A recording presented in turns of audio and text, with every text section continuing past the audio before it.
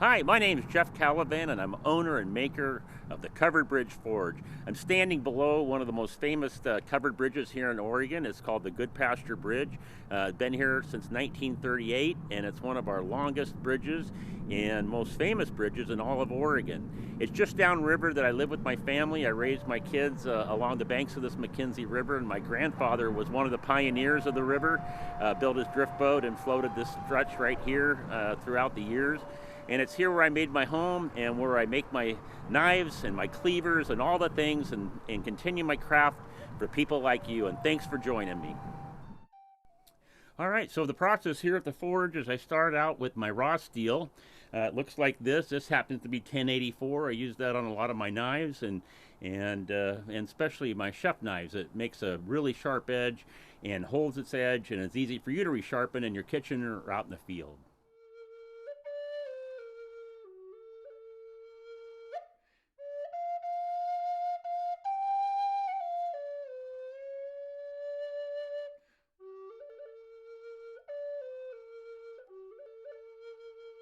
Now that we've picked out our steel and we've taken it to the forge, we've got it to the shape, and we've spent the time forging it to where we want it to be.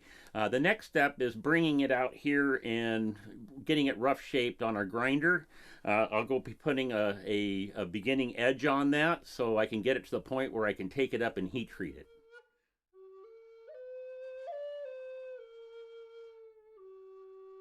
All right, now that we got this ground, we've put it on I was using a 40 grit uh, belt, and I was able to get it down to a fairly good thickness that I like, usually about like a matchbook thickness. And from here, we were ready to go to our heat treating process and then tempering.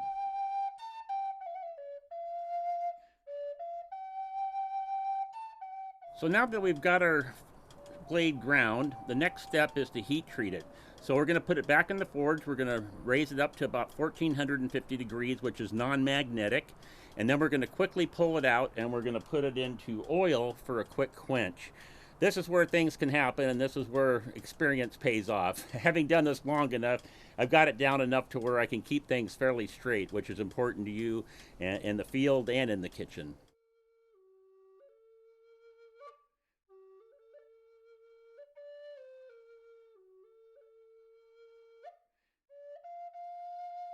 Yes, I've been a Native American style flute maker for over 30 years and very well known in the craft. And because of that, I have wood here in my cellar that I've cellared myself for almost 30 years.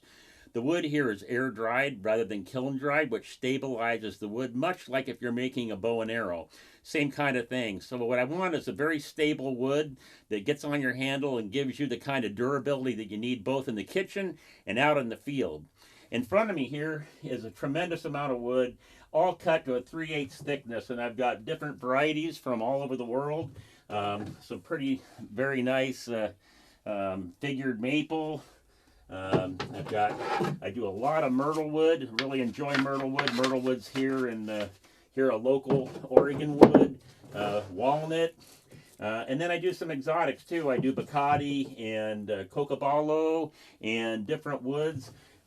Some of the woods are pretty fancy when you start getting into these stabilized or these maple burls, and you can see the grain there that's just fabulous. So I'll break these down into blanks and put them on the knives, and once the finish is applied, it's spectacular. It looks like a Rolls-Royce dashboard.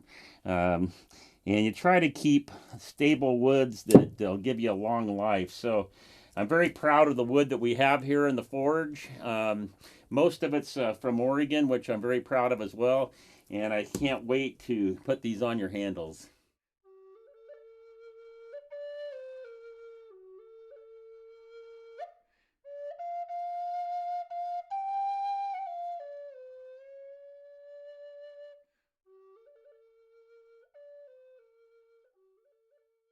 Now we got the knife glued up and pinned, and we've got it rough shaped. And so the next step is we'll take it over and we'll do our final sanding and buffing on it, and then we'll come back and put an edge on this, and you'll get to see a finished knife. It's a wonderful process, and I enjoy doing it for all of you.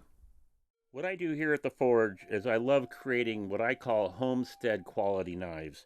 And I leave the forge marks in, as you can see here, as a way to represent the change of the metal and also Mother Nature.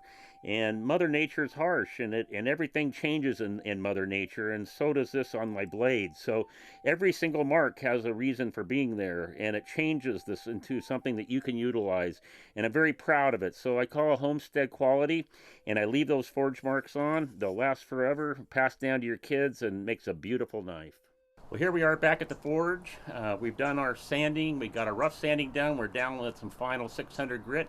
I take this all the way to 4,000, and then I bring it out to my buffer and I buff it so that it's nice and clean in your hand and has a good feel. All right, this is a very important part of the process.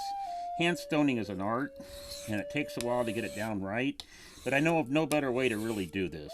At one point, you're really creating a burr, but then at the same point, you're really going and beyond that burr, and you're getting something so sharp that the burr will hold. And when you go to use it in the field, which is important, or in the kitchen, it's going to be a lot less sharpening on your end.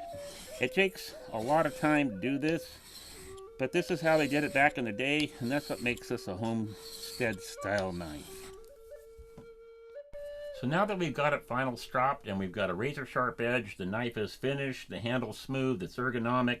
The next step is to make the protective sheath that you can pack in the field or use in the kitchen. So I've developed these over the years, and I've got my stencil that I'll be using when we go into the bedroom. Ultimately, I'm going to be coming up with this sheath. This is one that I've finished, but I'll show you the process here shortly. Very good sheath that'll very protective and makes it easy to carry in the field.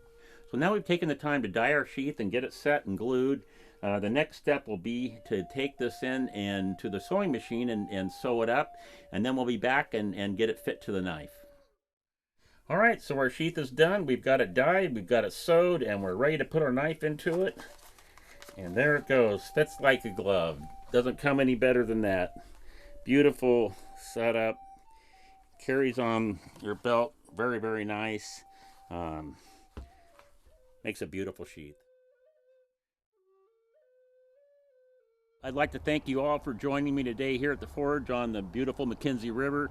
We do a lot of different knives, meat cleavers, to chef knives, to hunting knives, to paring knives. Every one of them a work of art. Every one will be different. Thanks for joining me. Have a great day. Be safe and enjoy.